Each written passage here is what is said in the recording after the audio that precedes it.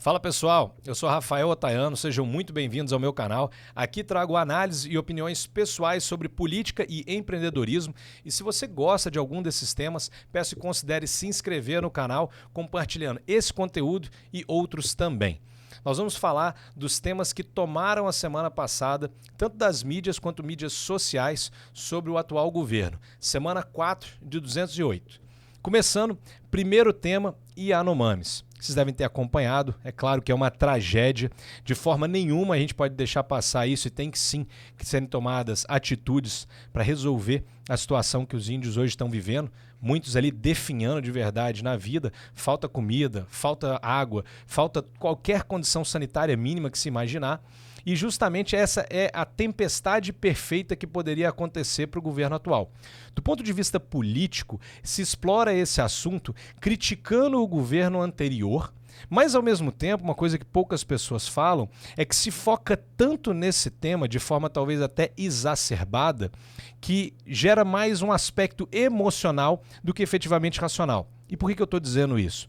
Quando você pega os índios que estão ao norte do nosso país, muitos deles também estão em outros países. E essa é uma situação que se replica igualmente em outros países. No entanto, a mídia nunca explorou tanto. Rafael, então por que explorar esse assunto agora no governo atual? E que lado emocional é esse que você está falando? Uma vez que as pessoas se pegam discutindo que a situação dos índios é ruim, algo precisa ser feito, o governo anterior não fez, eles esquecem o aspecto racional de que, ao mesmo tempo, existem outras 33 milhões de pessoas passando fome no Brasil. E até agora, o governo nem sequer mencionou quais são as ações que pretende tomar para sanar a fome dessas pessoas, brasileiros, que estão espalhados pelo país inteiro. Ou, se a nossa ministra do Meio Ambiente estiver correta, que são 120 milhões de pessoas, significa que o governo tem a menor ideia do que fazer para sanar a fome, né? A questão alimentar da metade da população brasileira. Então é muito mais fácil você focar numa pequena população, mas que causa um aspecto emocional a ponto de tirar a atenção de tudo mais. Daí aspecto emocional e não racional. Bora para o próximo tema, moeda comum. Se você acompanhou isso, pode ter certeza que o seu dinheiro corre sério risco de ser desvalorizado ao zero. Isso porque Lula, ao viajar para CELAC, que é o encontro com os países latino-americanos, falou da ideia de moeda comum e tem inclusive uma reportagem para a Band, que o presidente Fernandes da Argentina deu, onde ele fala o seguinte: olha, a ideia de moeda comum depende muito mais do Lula e do Brasil do que de qualquer outro país. Isso porque o Brasil tem 220 milhões de pessoas, é o país que vai impulsionar essa ideia, né? E ele dá ainda o exemplo que o Brasil seria o equivalente à Alemanha quando ela lá propôs a ideia do euro unificado na Europa. Então, qual é o problema que se vê disso? O país hoje, o Brasil, ele tem outros problemas a serem enfrentados que não os 94% de inflação da Argentina, né, ou 40% da população em situação de pobreza. E essa é a verdade que tanto a Argentina enfrenta, como a Venezuela enfrenta e outros países da América do Sul têm enfrentado. E sobre isso ninguém fala. Então, a ideia da moeda comum, novamente, é mais uma daquelas coisas que você joga para a plateia, mas que, se de fato forem adiante, vão causar um verdadeiro estrago para quem está melhor colocado ou melhor estruturado. E não tenho dúvidas, este é o Brasil. Tá? Então não é um tema que a gente pode deixar de lado, tem que acompanhar. E mais, para vocês terem ideia, numa outra fala que foi do presidente Maduro da Venezuela, ele comenta que moeda comum é o objetivo final da integração da grande pátria. E você não vai ver as mídias falando sobre isso, né? Então, no fundo, moeda comum, ainda que te digam que é só comercialmente falando, esse é o início, porque você começa por uma moeda comum para fins de transações comerciais e com isso você começa a integrar o sistema financeiro até que de fato você chegue numa integração monetária de moeda única ou moeda comum. E aí eu pergunto para vocês, quem aqui está querendo pegar a sua moeda real e desvalorizar de acordo com o peso argentino ou peso venezuelano? A gente não quer isso, com certeza, né? Então, assim, isso também é um daqueles assuntos que tira o foco do que precisa ser feito para valorizar a moeda do real, né? E se a gente não prestar atenção nisso, pode ter certeza que a economia de todo mundo vai para o ralo. Bora para o próximo tema. Na sequência, BNDES pode financiar gasoduto argentino. Vejam como é que é a sequência, né? Você pega, fala de integrar a moeda de um país e, de repente, o nosso presidente quer agora usar o Banco Nacional de Desenvolvimento do Brasil para financiar obras no exterior. E ele fala que um país como o Brasil tem que ajudar os hermanos. Vamos lá. O Banco Nacional de Desenvolvimento do Brasil, ele serve para financiar obras de infraestrutura no Brasil. O dinheiro que está sendo utilizado ali é dinheiro do pagador de imposto brasileiro. Cada um de nós contribuiu com esse dinheiro. Então, no final das contas, esse dinheiro deveria ficar aqui no Brasil. Se você bem se recorda, exportação de projetos de engenharia para outros países foi justamente onde começou toda a parte de lavagem de dinheiro, corrupção, desvio de verbas públicas, né? Ainda mais quando é em outros países, que a fiscalização praticamente inexiste. E para os outros países é fantástico, porque o governo brasileiro vai lá, paga uma empresa brasileira para fazer essa obra e depois esse governo ele vai ficar devendo para o Brasil. Em alguns casos, a gente já tomou calote. E em outros, como é o caso da Argentina, olha que coisa bizarra. O gás da Argentina é um gás de xisto. Essa exploração é extremamente penosa para o meio ambiente. Tanto é que aqui no Brasil foi proibido. Mas não só isso. Uma vez que se faça o gasoduto na Argentina, a ideia é fazer um ramal deste gasoduto para onde? Ninguém mais, ninguém menos que o próprio Brasil. E eles querem vender o gás argentino para nós brasileiros. Aí você imagina, você vai financiar um país que está com 94% de inflação, 40% das pessoas na pobreza, para ele construir um gasoduto para ele vender gás para você. Mas a pergunta é o seguinte, o Brasil já não tem gás ou não tem capacidade de explorar gás? Tem e muito. E o gás natural do Brasil, ele vem junto da exploração de petróleo. Ou seja, a gente poderia estar gerando empregos no Brasil. A gente poderia estar gerando mais imposto no Brasil. Resultado para o Brasil e sem ter que depender de ninguém. Agora não. Uma vez que você empresta dinheiro para um país que tem alta chance de te dar o calote e vai querer te vender um produto, no final das contas não vai te restar outra alternativa senão comprar aquele produto para você receber o próprio dinheiro que você emprestou. Né? Se não fosse mais estranho, eu não sei qual a palavra para poder dizer isso. Então, vamos para a próxima. Fim do saque aniversário do FGTS tem prazo estabelecido por Lula. Vocês devem se recordar que no início do ano eu até falei em outras etapas que o FGTS ia ser cortado o saque aniversário. De repente falaram que não ia mais. E agora voltou outra vez com a ideia do fim do saque e a conversa é sempre a mesma. Que as pessoas não sabem utilizar o seu dinheiro. As pessoas muitas vezes ficam sem dinheiro na hora que elas precisam. E que acabar com o saque do FGTS é uma forma do governo paizão cuidar do seu dinheiro. Meus amigos, a verdade é que o próprio fundo do FGTS é utilizado, inclusive, para financiar o BNDES e o BNDES, por sua vez, financiar outras obras, quais sejam tanto aquelas aqui no Brasil como essas fora do Brasil. Quer o exemplo disso? Lá em 2008, o fundo FIFGTS teve uma emissão de 700 mil debêntures exclusivas com retorno de 6% ao ano, de juros, quando os juros da época eram cerca de 13%. Aí eu te pergunto, que trabalhador em sã consciência iria emprestar o seu dinheiro por metade dos juros da época? É isso. Foi isso que o governo fez na época. Pegou essas debêntures para pagar até 2029, pasmem, olha só, a 6% ao ano, quando os juros da época era 13%. Aí você vai falar assim, pô, mas essas debêntures foram para quê?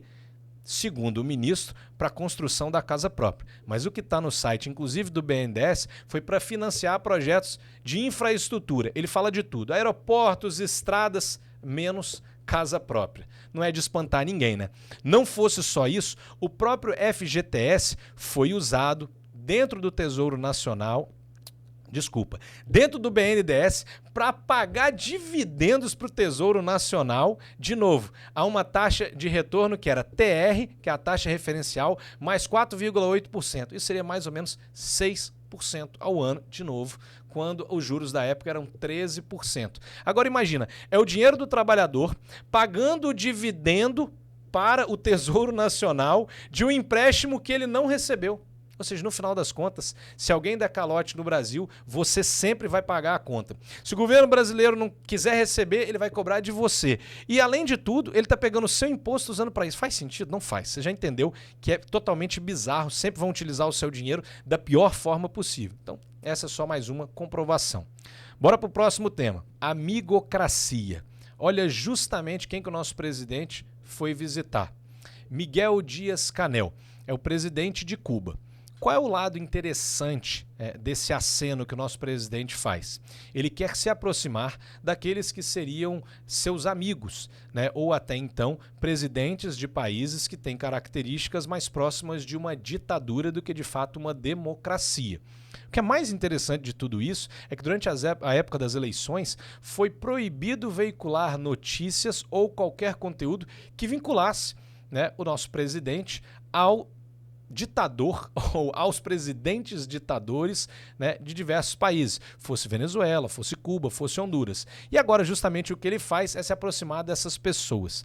E a ideia de amigocracia é justamente esse esforço em fazer negócios, em apoiar justamente esses governos, seja através de financiamento, ao qual Cuba inclusive já foi premiada com o financiamento do BNDES, vocês devem se recordar, Porto de Mariel, e justamente onde se falava de garantias até de charutos e calote no nosso país. No final das contas, mais prejuízo.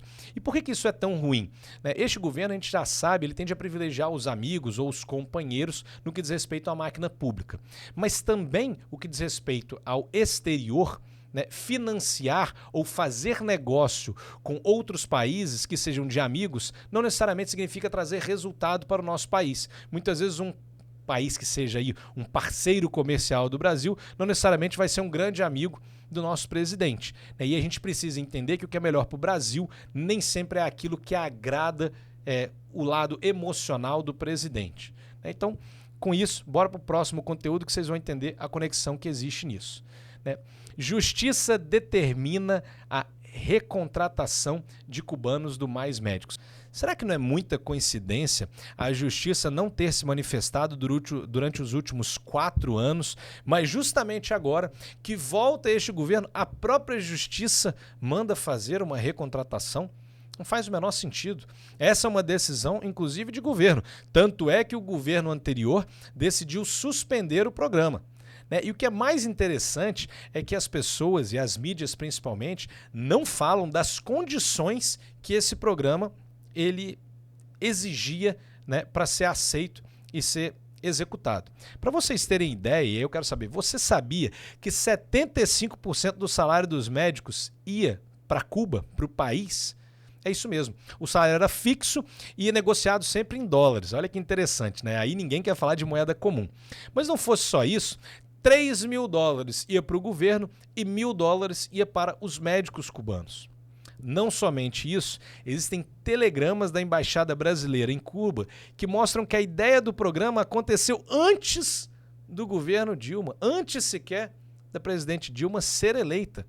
E como é que funciona isso? De uma forma que o Congresso não tem que se envolver. O Brasil ele paga todo esse valor à Organização Pan-Americana da Saúde e ela faz os repasses aí ao país. Olha só o que mais que incluíram nesse programa.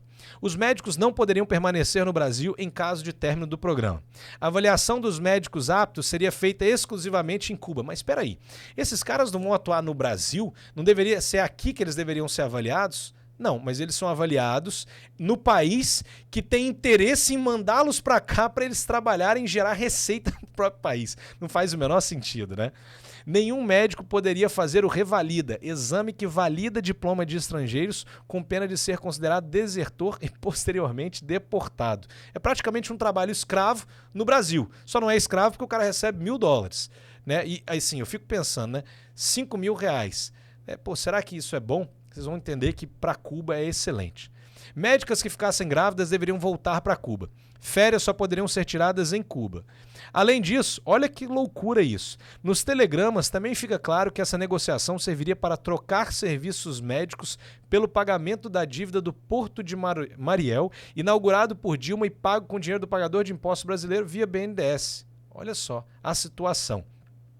Relatos dos médicos cubanos afirmam que a escolha de vir para o Brasil, mesmo nessas condições, era melhor do que permanecer em Cuba, onde trabalhavam 50 horas semanais por um salário equivalente a $25.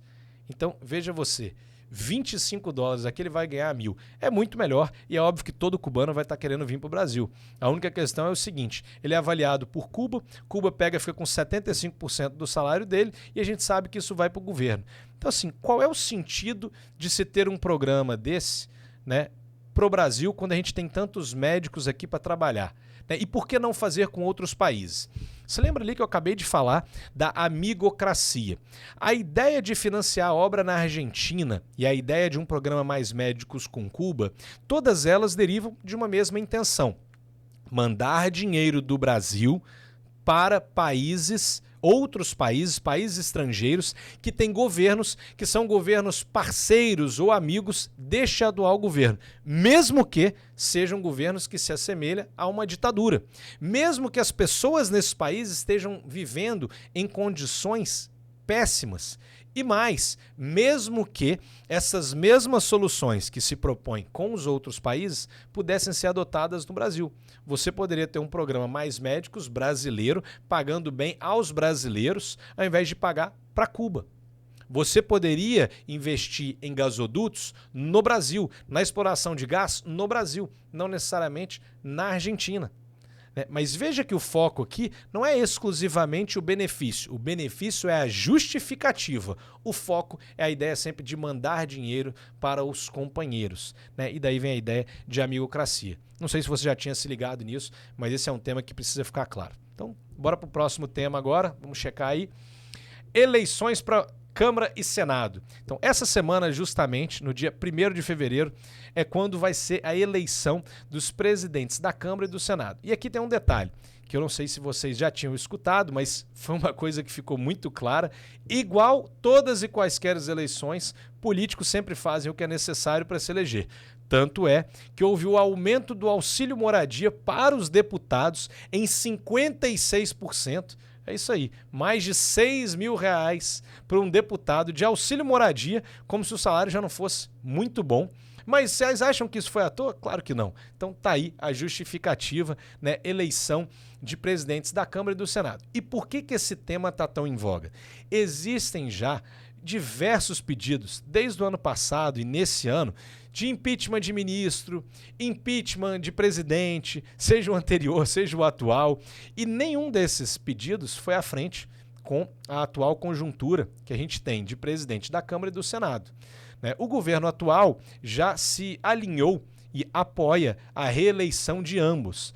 E, de novo, tudo é poder. Então não pense você que esses que querem ser eleitos e se manter no poder já não fizeram as suas trocas para obter esse apoio. E nessas horas é que eu deixo muito claro para você. Esquerda e direita são só espectros para você que está aí do outro lado da tela. No fundo, em Brasília, o que toca é o interesse, poder e status. É isso que vai alinhar todas as características de todos os políticos que ali estão. Então, se você ainda acredita que esquerda e direita faz diferença, olha, pense novamente, porque você deveria estar olhando princípios, valores e atitudes alinhadas ou não. Isso é o que vai te revelar realmente se a pessoa que você votou e elegeu exerce um bom trabalho ou não. Bora para o próximo tema. Lula chama de golpe impeachment de Dilma, avalizado pelo STF. Esse tem sido um dos temas mais comentados, inclusive já teve deputado fazendo pedido para a AGU e para a PGR se manifestarem em relação a essa fala do presidente atual. Durante esse trajeto na América do Sul, todas e absolutamente todas as falas do presidente foi referenciando que a presidente Dilma sofreu um golpe, que no Brasil teve um golpe. Mas se de fato isso aconteceu, imagine você que ele está dizendo que o STF avalizou um processo que era até então golpista, que o presidente da época do Senado e da Câmara também avalizaram um processo golpista, que os deputados e senadores também votaram num processo golpista. Então, todas essas informações colocam em choque as instituições e os eleitos pelo povo, se eles realmente deram aval para um processo de golpe, inclusive o vice-presidente da época que assumiu a presidência, o presidente Temer. Agora, se nada disso foi golpe e foi um processo natural, já que foi avalizado pelo STF, o que se está falando é que o presidente Lula estaria cometendo crimes ao falar que foi golpe, sendo possível, inclusive, o seu próprio impeachment. Então, assim, muito pano para manga, e vejam que tudo em torno de construir uma narrativa de que o governo atual é coitado e que agora voltou para fazer a diferença, né, de que o que foi feito até agora não estava bom, prova disso Yanomamis. Vejam que sempre os temas se conectam no intuito de mostrar que aqueles que um dia estiveram no poder não estiveram de forma correta ou de forma justa, e eles, né, ou o governo atual, sempre é o mais justo, sempre é o pai de todos, quer ajudar aqui no Brasil e inclusive fora. Então vejam que essa é a narrativa a ser construída, né? Sempre tentando reescrever a realidade, né? Daí, inclusive, vem todas aquelas características do todas, todos e todes, né? Todas as mudanças, parece que sempre querem criar uma realidade paralela. Rafael, para que isso? Uma vez que consigam entubar nas pessoas uma realidade paralela, perde-se qualquer referencial do que é correto, do que é pé no chão, do que é verdadeiro. E se você acreditou em algo que até então foi reescrito, né, então qualquer outra coisa que vier pela frente você vai acreditar. É assim que se manipulam as massas. Então, fica ligado para você não ser uma dessas pessoas manipuladas. Próximo tema. A gente chega em impactos do erro bilionário do Banco Central na economia do país. Pois é, na semana passada todo mundo falou muito dos erros da Americanas, né? Erros contábeis de cerca de 40 bilhões de reais. Isso é uma questão muito mais privada, porque a Americanas é uma empresa listada. Mas não fosse só as lojas Americanas, o Banco Central do Brasil informou que relatou dados de forma incorreta do final de 2021 e durante o ano inteiro de 2022. Não gera-se prejuízo nenhum para o país imediatamente, porque esse foi um erro muito mais na questão da apresentação dos dados do que de fato na questão financeira monetária. Mas esse erro é de 60 bilhões de reais, que fala justamente do fluxo cambial estrangeiro no Brasil, que seria dizer o seguinte: enquanto eles estavam dizendo que estava entrando muito dinheiro estrangeiro no Brasil, o que agora ficou claro é que saiu muito dinheiro estrangeiro do Brasil. E isso por si só já te dá dois panoramas completamente diferentes. Um, que os estrangeiros confiam no Brasil mais do que o próprio brasileiro. E no outro, que os estrangeiros estavam com tanto medo do Brasil que já vazaram assim que puderam. Então veja que pode até não ter prejuízo no aspecto financeiro, né, monetário, mas ainda assim, no que diz respeito à imagem, no que diz respeito à orientação para tomada de decisão em relação ao nosso país, para nós consumidores desse tipo de informação, isso sim gera um impacto. Bora para o próximo aí, já chegando na reta final aqui. Nessa semana vocês vão escutar, e na última semana se falou muito disso, senadores eleitos tomam posse agora em fevereiro. Tanto os senadores como os parlamentares que foram eleitos em outubro chegam agora para o seu mandato. Então, por que essa informação é tão importante? Porque imaginem vocês que tudo o que aconteceu nas últimas 4 semanas, ou nas primeiras 4 semanas de governo, aconteceu ainda com um governo anteriormente eleito. Deputados, senadores. Agora é que de fato vai entrar toda a massa de oposição que foi eleita. Então, assim, agora é que a gente vai começar a ver como vai se comportar o governo do PT, o governo Lula, diante de tanta oposição que vai ser feita nas duas casas, tanto na Câmara quanto no Senado. E esse é o aspecto que eu acho que mais causa estranheza, porque em 4 semanas a gente viu tanta coisa que parece absurda. Imagina a hora que tiver alguém batendo, criticando, pedindo informação, imagina o tanto de instabilidade que pode vir pela frente no nosso país. E aí, chegando realmente na fase final aqui dos nossos temas, para vocês terem ideia, já é tão preocupante essa questão da posse dos novos deputados e senadores que um grupo de advogados, inclusive, entrou com uma ação pedindo para o juiz Alexandre de Moraes suspender a posse de parlamentares que ganharam as eleições. Olha só. E o ministro Alexandre de Moraes, obviamente, que apesar de fazer a consulta à PGR, não deu o menor sentido a essa ação e já falou que vai sim tomar posse todo mundo que foi eleito. O que é o mais interessante disso? Quem vocês acham que podem ser esse grupo de advogados? Normalmente vão ser prestadores de serviços ou ligados ao governo atual ou a partidos de esquerda. E por que eu te falo isso? Porque na ação, coincidentemente, todos os parlamentares que eles pediram para suspender a posse, querendo dizer que eles tinham ligação com os atos golpistas de 8 de janeiro, eram todos do Partido Liberal, do PL, que é o partido do então presidente Bolsonaro. Então, assim, nada é por acaso, jabuti não sobe em árvore, e se você acha que tem algum bobo na política, pensa novamente, porque de bobo não tem nada. E para finalizar, a última notícia que coube nesse tweet da nossa quarta semana foi justamente em relação ao sigilo dos dados da festa da posse do presidente Lula. E aí, por que essa notícia trouxe tanta, vamos dizer assim, chamou tanta atenção da mídia nessa última semana e das pessoas? Para um candidato que vinha falando que iria abrir todos os sigilos do presidente anterior, e assim o fez, inclusive com relação ao cartão corporativo. Parece meio desconexa a ideia de que você abre sigilo dos outros, mas para você mantém-se o sigilo. Não parece aí a intenção de alguém que realmente quer tratar com transparência toda a sua gestão. E foi justamente isso que foi questionado. E aí eu deixo a pergunta para vocês. Será que é certo abrir sigilo de outros presidentes e não abrir o próprio sigilo de uma festa? Ou quem será que veio nessa festa da posse que não poderia ter o seu nome revelado? Será que são pessoas que não apareceram? Será que são pessoas justamente ditadores de outros países? Será que são pessoas não gratas pela mídia? O que será? Então fica aí a dúvida. A única coisa que é criticada é que não adianta você falar uma coisa, fica parecendo o famoso faço o que eu digo, mas não faço o que eu faço. Então disso a gente já está cansado na política. E finalizando, quero agradecer a cada um de vocês. Vocês devem ter percebido que a gente está num cenário completamente diferente. Agora a gente começa a partir de hoje e para as próximas semanas gravar num estúdio, e a ideia é cada vez mais trazer convidados, pessoas especialistas, principalmente sobre os temas que demandam um pouco mais de explicação, para que você se permaneça informado sobre política e sobre empreendedorismo. A ideia aqui não é manipular ninguém, não é te vender nada, ao contrário, é trazer informação e servir a mesa para que você possa montar o seu prato, tomar as suas próprias decisões. E consciência é a base de tudo isso. Agradeço cada um, fica à vontade para interagir comigo nas redes sociais. Até a próxima.